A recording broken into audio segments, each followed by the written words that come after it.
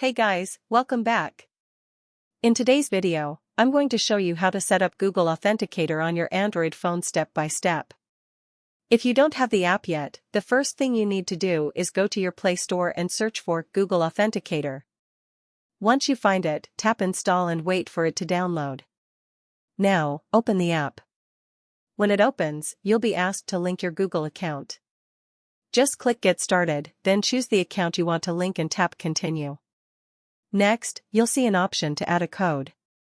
You can either scan a QR code from another app or website, or enter a setup code manually. This is usually required when an app or website asks you for a Google Authenticator code for two-step verification. Once you enter or scan the code, it will appear on your screen and start generating security codes automatically. That's it. Every few seconds, the code refreshes, keeping your account safe and secure. You can also export or import codes if you ever switch phones. It's that simple to use Google Authenticator.